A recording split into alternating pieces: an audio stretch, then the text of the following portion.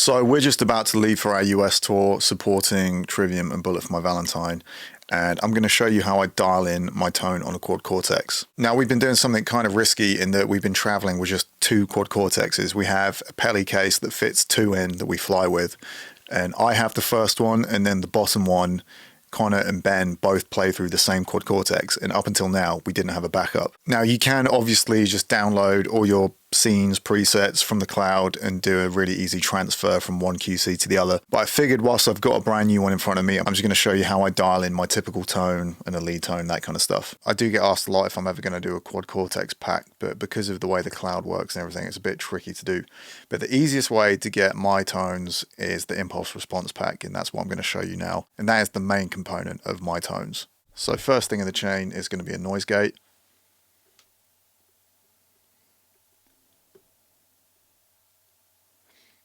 Now, I've not played around with the gates too much on the QC, so I'm just going to use the utility one. I can't remember which one I have currently on my other QC.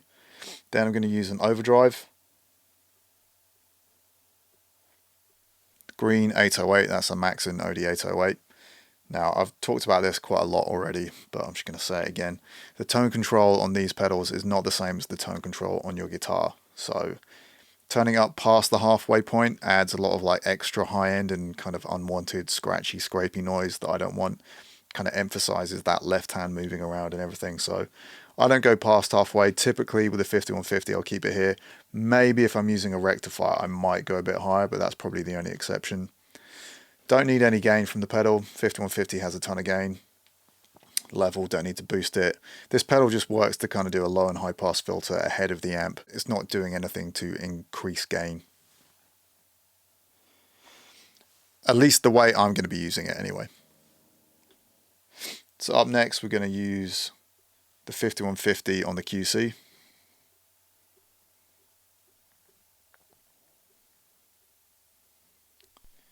PV 5150 lead. Now my typical settings, I feel like, I don't know if this is actually a single channel or the Mark II. It feels a bit tighter. So I might need a bit more gain on this than like my block letter. And I know it looks like I don't have much mids, but I'm using a Mesa Boogie with vintage 30s and an SM57 mic. So getting a lot of mid-range from there. I keep the treble a little bit lower because the treble brings up some of the higher mid-range, which I don't want. And I get more treble from the presence control. And a bit more of the resonance up. I'll start with there, and then we're going to go into load and impulse response.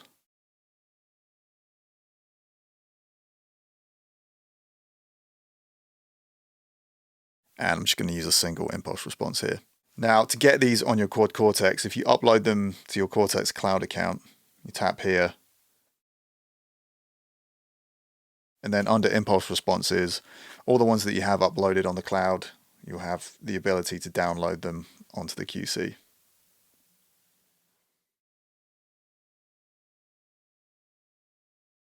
And you can see the ones that have got a little tick next to them are ones that I've already downloaded. So I've got the classic cab one top right, position 357. That is the one that's been on countless records at this point in time.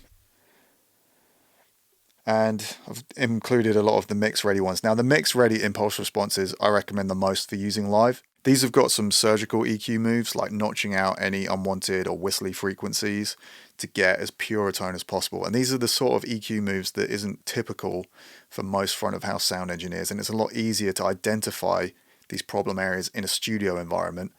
And then your front of house sound engineer can just do some more broad EQ moves depending on the PA or the room that you're in. So typically in a live scenario, I'd rather use any of these mix EQ, mix ready impulse responses.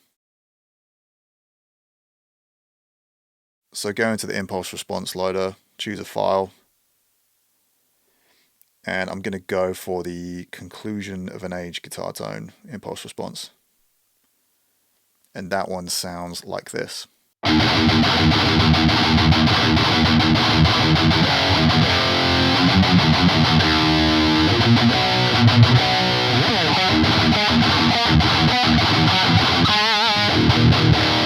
And we can check out some other impulse response tones.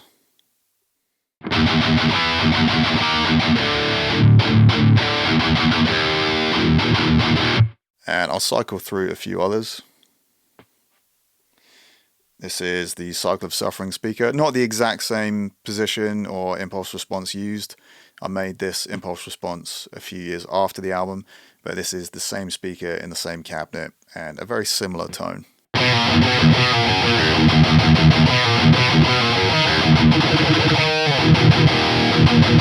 And check out some other ones. So this is the kind of holy grail speaker, but this is the impulse response completely flat with no EQ. It still sounds really good.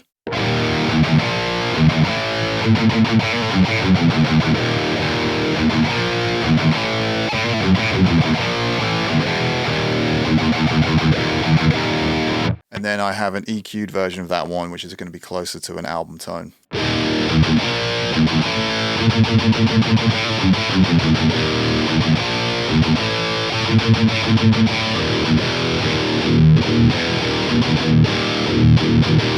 So I'm going to go back to this one.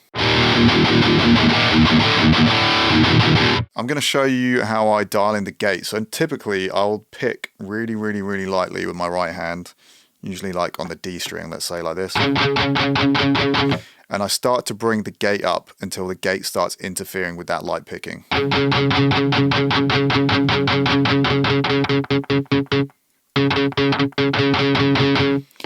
And essentially I try and pick as hard as I can live, but that's kind of my threshold, how I set the threshold for the gate. I try and have it as gated as I can, but to still allow for a little bit of nuance in my playing, especially when it comes to leads.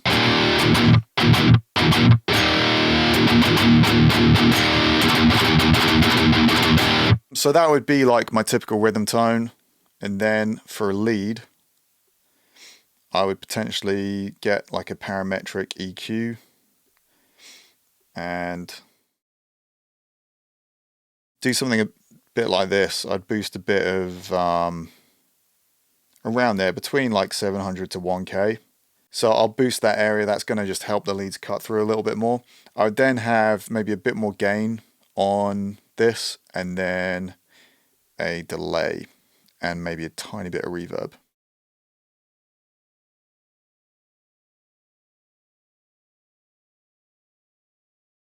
I think the way we run our rigs, we're just in mono. And I'll just dial in like a typical kind of... And I don't have my delays in sync. I just have a lead sound with a delay on, just like an old school running a pedal. And it's usually around like 400 milliseconds.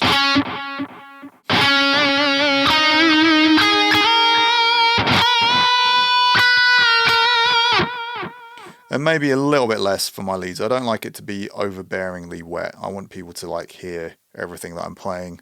So I don't like to hide behind a lot of delay.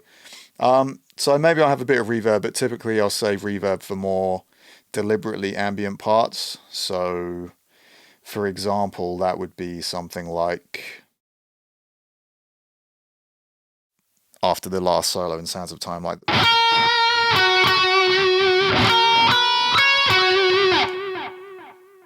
those kind of sections. But I typically dial it in a bit more, a bit wetter than that with a longer time.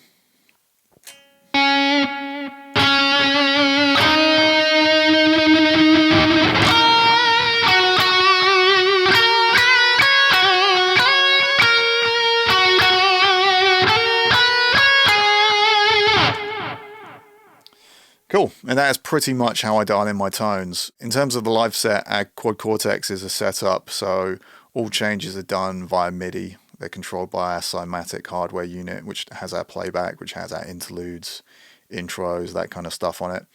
And yeah, I don't have many sounds. I have my main tone. I have my main tone with more gain and the gate off, which is sometimes when we do ring outs. Sometimes if you've got a really aggressive gate on, your guitar just cuts out when you're trying to ring out and get some feedback. That sucks. So we have some ring out patches. I have my lead tone. I have like a, not necessarily a solo tone, but my ambient tone with a bit more reverb on it. And in a few instances, I'll have like an octave pedal as well. I'll dial in my typical octave tone as well right now. So that would sound a bit like this.